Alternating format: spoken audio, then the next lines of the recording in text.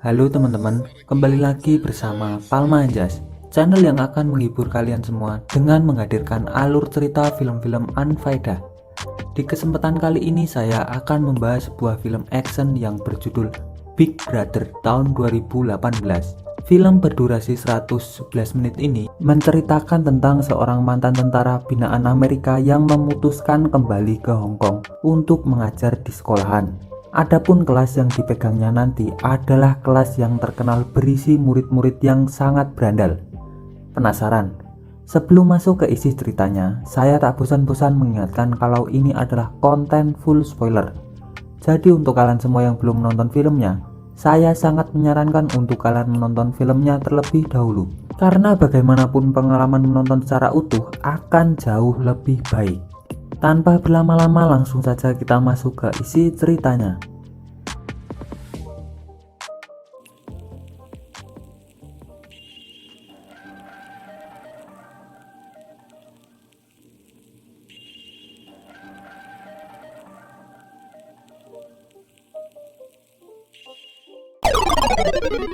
Film diawali dengan diperlihatkan wawancara kerja antara Capsek dan Kensia.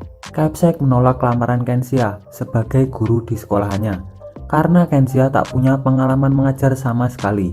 Tapi Capsek akhirnya menerima usai Kensia menyodorkan surat sakti dari Capsek pendulunya yaitu Bapak Fong. Keesokan paginya di sekolahan SMA Takji, Kensia masuk ke kelas 6B. Kelas yang terkenal angker karena dihuni oleh murid-murid berandal. Di sana Kensia disambut dengan pemandangan murid-murid yang tak siap untuk belajar. Ada yang memasak, ada yang merumpi, ada yang main gitar, dan ada juga yang tidur. Kensia mendekati mereka satu persatu dan berusaha membaur dengan segala pengetahuannya yang sangat mengesankan. Tapi tetap saja Kensia kemudian menembak sprinkler kelas menggunakan kapur. Alhasil, seisi kelas pun menjadi basah kuyup. Kensia mendapat perhatian dari murid dan berkata, "Selamat datang di kelasku." Setelah pelajaran usai, kelima pentolan kelas 6B nongkrong sambil merokok di gudang penyimpanan basket. Tak lama berselang, anak-anak basket pun datang. Mereka hampir ribut gara-gara anak basket tak terima dengan asap rokok yang mereka buat. Dari sini sudah cukup tergambarkan bahwa kelima anak ini benar-benar begandal. Keesokan paginya, Kensia bergegas masuk ke kelas 6B. Dia disambut dengan jebakan ember di atas pintu. Untungnya Kensia bisa menangkisnya dan malah mengenai murid yang berada di pojokan. Kensia memulai materi dan menjanjikan boleh pulang bagi siapa yang bisa menjawab pertanyaannya.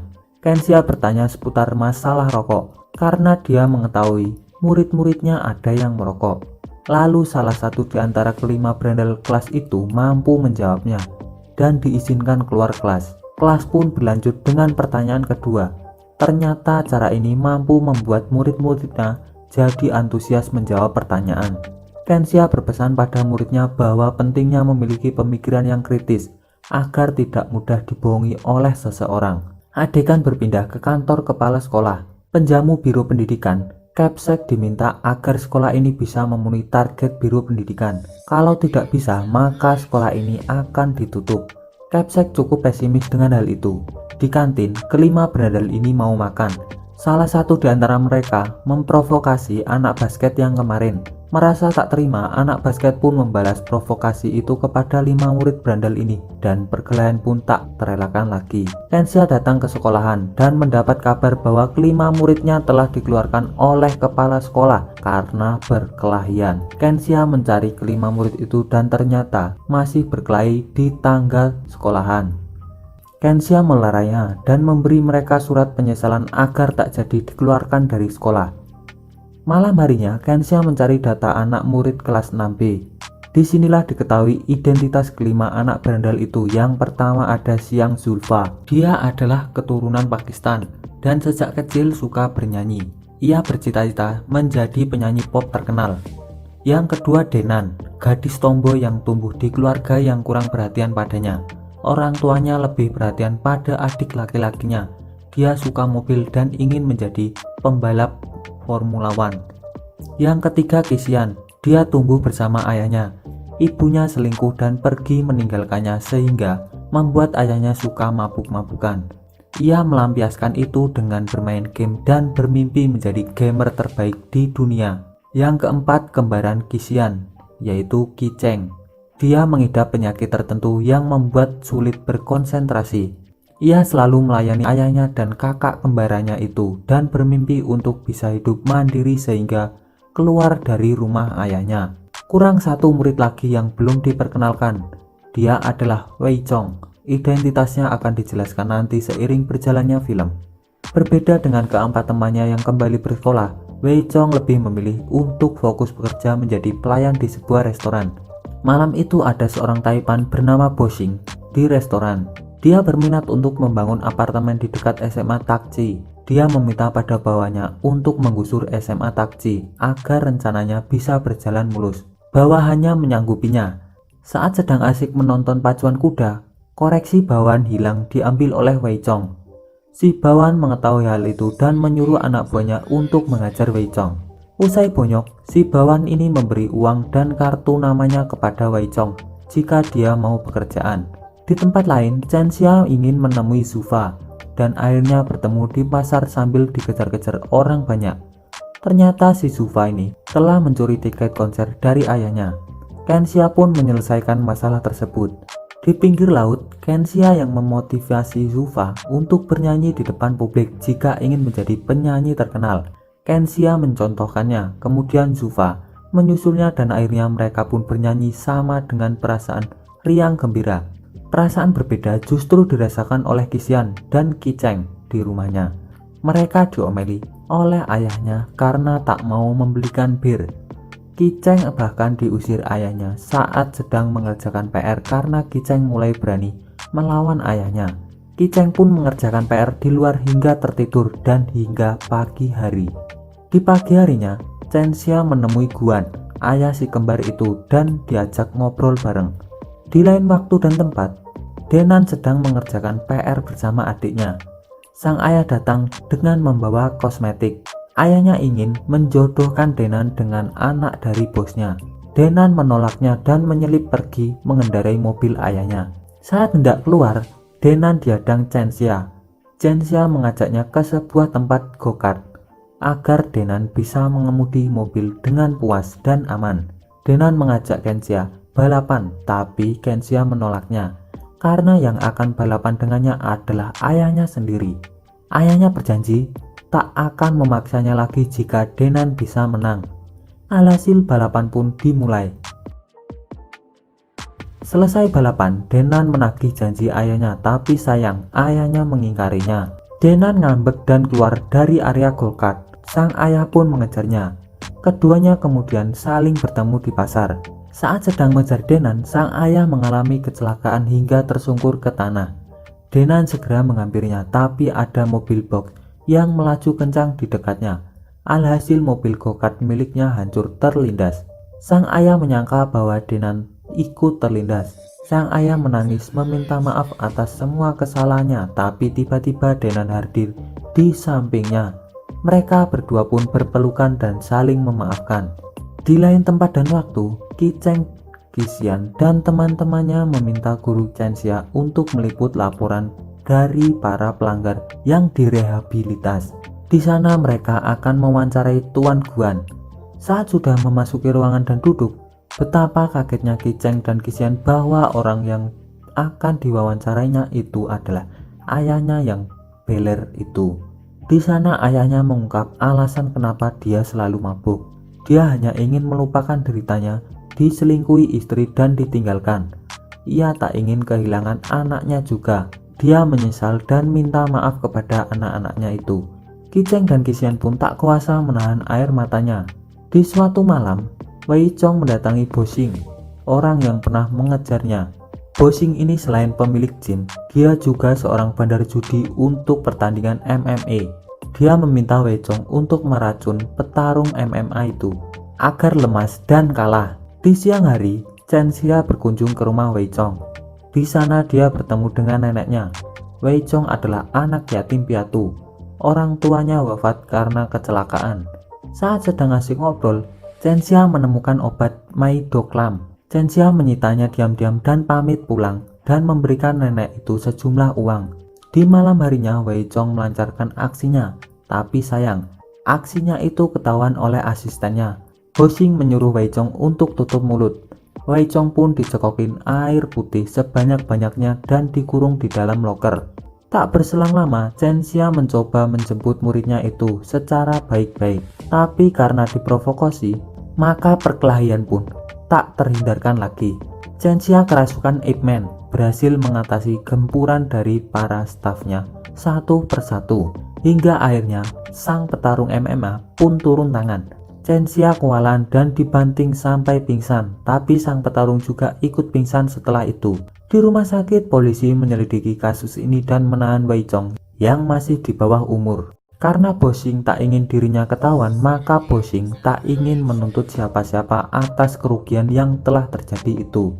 Sebelum dibawa polisi, Chen Xia bersedia memberikan jaminan untuk kebebasan Wei Chong. Alhasil Wei Chong pun bebas. Wei Chong berjanji akan menjadi anak yang baik dan akan mengabdi kepada neneknya itu. Keesokan harinya, aksi Chen Xia itu diliput media. Murid-muridnya sangat kagum karena ternyata Chen Xia adalah mantan marinir Amerika sekaligus alumni SMA Takji. Murid-murid pun mulai mencari tahu info Chen Xia dari para pekerja sekolah yang menjumpai masa sekolah Chen Xia dulu. Chen Xia adalah anak yang nakal hingga yang paling parah, dia mengacaukan upacara kelulusan. Capsek menyarankan bibinya untuk memasukkan ke sekolah militer di Amerika. Chen Xia dirawat bibinya karena ibunya telah meninggal sedangkan ayahnya kabur entah kemana. Chen Xia pun sukses menjadi marinir. Dia menjadi pribadi yang berbeda. Dia sudah bisa taat pada aturan, namun menjalani perang di Timur Tengah lah yang menyadarkan akan kemanusiaan. Dia memutuskan untuk kembali ke Hong Kong, menebus dosa pada SMA Takji dengan mengabdi sebagai guru. Dia kirim surat pada Capsek Fong. Capsek Fong bangga padanya dan mengizinkannya kembali untuk mengajar. Chen Xia pun bereuni dengan kepala sekolah Fong, tapi tak lama kepala sekolah Fong meninggal dunia. Ia berpesan agar Chen Xia menjaga juniornya. Itu tadi sedikit background kehidupan guru Chen Xia. Sekarang kita lanjut ke film. Usai diberitakan kayak dia, Chen Xia sangat populer dan dikagumi oleh semua orang di sekolah Takji. Bahkan murid-murid kelas 6B pun sudah insaf dan jadi anak yang baik. Mereka punya misi baru, yaitu mendapatkan nilai bagus di ujian publik agar bisa diterima di universitas terbaik. Di antara kelima murid ini, Qi Cheng memanglah yang paling bodoh. Qi Cheng mengidap penyakit sulit fokus. Dia akhirnya membeli obat pintar Ritalin. Saat tryout ujian publik, Qi Cheng hanya mendapatkan nilai 8 dari 100. Itu membuat Qi Cheng stres dan terus-terusan menenggak pil Ritalin sebanyak-banyaknya dalam tubuhnya. Di suatu pagi, Qi Cheng memutuskan bolos sekolah dan kemudian dilanjutkan dengan aksi bunuh diri. Untungnya, nyawa Qi Cheng masih tertolong. Hanya saja harus dirawat lebih lama karena mengalami overdosis pil Ritalin. Aksi bunuh diri ini pun rupanya diliput media. Sang Biro Pendidikan menolak kesalahan. Beliau mengklaim bahwa aksi bunuh diri ini karena faktor perseorangan. Akhirnya guru Chen Xia pun dikambing hitamkan. Dia diminta berhenti mengajar karena tak bisa sejalan dengan kurikulum. Chen Xia pun pergi dengan diiringi isak tangis dari para muridnya. Suatu hari para murid 6B mendapatkan undangan pertemuan dari Chen Xia di sekolahan. Padahal hari itu mereka ada jadwal ujian publik. Mereka menyempatkan hadir karena sangat rindu dengan gurunya itu. Chen Xia sendiri tidak tahu hal itu. Dia malah mendapat chat WA dari para muridnya yang menunggu kehadirannya. Merasa bingung, Chen Xia pun bergegas ke sekolahan. Ternyata undangan itu berasal dari Bo Xing. Bo Xing berniat melakukan aksi vandalisme bersama komplotannya itu agar sekolahan ini rusak dan layak untuk digusur. Tapi aksi itu digagalkan oleh Chen Xia. Chen Xia sukses mengajar semua anak buah Bo Xing hingga akhirnya Chen Xia dan Ying bertemu di dalam sekolahan. Ying punya dendam yang mendalam pada Chen Xia, bukan karena aksinya melawan petarung MMA, melainkan karena aksinya waktu bersekolah dulu. Ternyata Ying adalah anak yang bermain piano itu. Chen Xia pernah mematahkan jari Ying, maka sejak itu Ying punya dendam kesumat pada Chen Xia. Mereka berdua akhirnya bertarung hebat di dalam kelas, saling serang, saling jotos, saling banting, dan saling kesakitan. Pertarungan diakhiri dengan adegan Chen-Xia merebut pisau Bo Xing dan menancapkannya ke kakinya sendiri. Hal itu dilakukan sebagai bentuk permohonan maaf Chen-Xia pada Ying. Meski datang terlambat, murid-murid kelas 6B pun akhirnya mengikuti ujian publik dan film pun selesai. Ending yang sangat-sangat jancuk. Menurut saya dari segi cerita film ini sangat mantap jiwa. Hanya saja saya sendiri tidak main dalam film ini sehingga film ini kurang sempurna. Anjing. Dan yang keren lagi, film diakhiri dengan adegan yang manis, di mana semua tokoh mendapatkan kebahagiaannya masing-masing. Mulai dari Ying yang bisa bermain piano lagi, Wei Chong yang mendapat rumah dari program pemerintah, lalu Denan yang diberi formulir mengurus SIM, kemudian Ki Cheng yang sudah pulang ke rumah, Zufa yang mulai populer, hingga sekolah yang diberikan dana tambahan sebesar 20%. Murid-murid sekolah ini juga mulai disarankan mengambil beberapa ekstrakurikuler. Di akhir film tidak ditampilkan apakah Chen-Xia kembali mengajar atau tidak. Terakhir, kira-kira menurut kalian semua pelajaran apa yang bisa diambil dari cerita film ini? Pesan saya hanya satu, yaitu jangan goblok. Dan terima kasih sudah menonton video ini sampai akhir. Bye bye.